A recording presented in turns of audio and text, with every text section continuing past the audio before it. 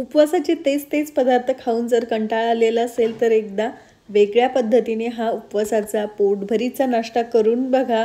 उपवास नसेल तरी सुद्धा तुम्ही बनवाल एवढा टेस्टी होतो.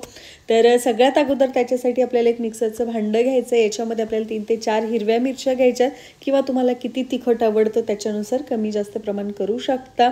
थोडीशी कोथिंबीर टाकायची. बऱ्याच भागामध्ये कोथिंबीर उपवासाला खातात आणि काही भागांमध्ये खात नाहीत. जे खातात त्यांनी टाकायची, जे खात नाहीत त्यांनी स्किप करू शकता. 1 चमचाभर जिरं टाकायचे. जिऱ्याचं सुद्धा तसंच आहे, जे खातात त्यांनी टाकायचं आहे. हे मिक्सरला आपल्याला फिरवून घ्यायचंय. हे फिरवल्यानंतर याच्यामध्ये आपल्याला शेंगदाणे टाकायचे. शेंगदाणे आपल्याला जाडसर ठेवायचे आहेत. त्याच्यासाठी आपण अगोदर मिरची बारीक करून घेतलेली आहे. तर तुम्ही पाहू शकता शेंगदाण्याचं मी जाडसर असं कूट ठेवलेलं आहे. सगळं आपण सोबतच बारीक केलं तर शेंगदाणे खूप बारीक होतात. त्याच्यासाठी अगोदर मिरची आपल्याला मिक्सरला फिरवून घ्यायची आहे. त्याच्यानंतर शेंगदाणे टाकायचे. तर इथे मी जो बारीक साबुदाणा असतो तो घेतलेला आहे. हा फार लवकर भिजतो. अर्धा ते 1 तासामध्ये हा साबुदाणा चांगला भिजतो. तर मी एक अर्ध्या तासासाठी हा साबुदाणा भिजत घातलेला होता. एकदम छान मऊसूत भिजलेला आहे. तुम्हाला हा वापरायचा नसेल साबुदाणा तर तुम्ही जो मोठ्या आकारातला साबुदाणा असतो तो सुद्धा भिजवून घेऊ शकता. त्याच्यानंतर एक मोठ्या आकाराचं रताळं मी उकडून घेतलेलं आहे.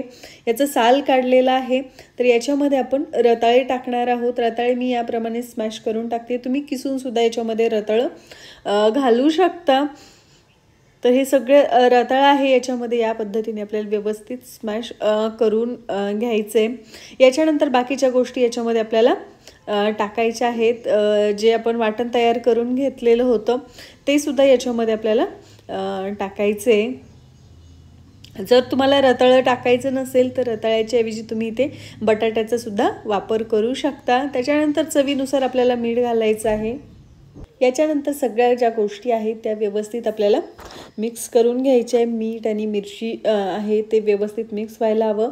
हे भांडं थोडं छोटं पडत होतं म्हणून मी दुसऱ्या बाउलमध्ये हे सगळं साहित्य काढून घेतलेलं आहे. सुरुवातीला मिक्स करून घ्यायचे आणि त्याच्यानंतर याचा एक गोळा तयार करून घ्यायचा आहे. याच्यामध्ये पाण्याचा वगैरे वापर आपल्याला करायचा नाही. साबुदाणा व्यवस्थित भिजलेला असला की त्याचं मॉइश्चर आणि जे आपण रताळे याच्यात घातलेले होते त्याच्या मॉइश्चरनी या पद्धतीने याचा छान गोळा तयार होतो. त्याच्यानंतर या साईजचे आपल्याला याचे बॉल्स तयार करून घ्यायचे. हे एक लिंबाच्या आकाराचे आपल्याला छोटे छोटे बॉल्स तयार करून घ्यायचे. ह्या बॉल्समध्ये तुम्हाला जर पनीर घालायचं असेल तर पनीरसुद्धा तुम्ही घालू शकता. त्याच्यानंतर गॅसवर आपण अप्पे पॅन गरम करायला ठेवलेला आहे. त्याच्यामध्ये आपल्याला अगदी 1 चमचाभर तूप लावून घ्यायचे. थोडंच तूप घालायचं आहे, खूप जास्त प्रमाणात नाही घालायचं.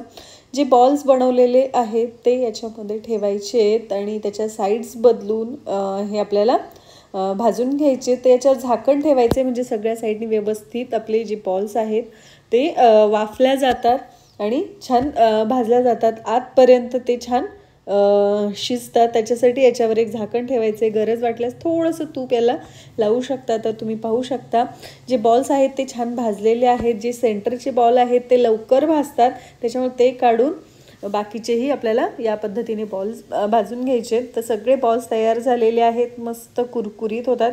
बाहेरच्या साईडनी छान क्रिस्पी होतात आणि आतून मऊ होतात. खायला खूप टेस्टी लागतात, झटपट होतात आणि खूप हेल्दी रेसिपी आहे.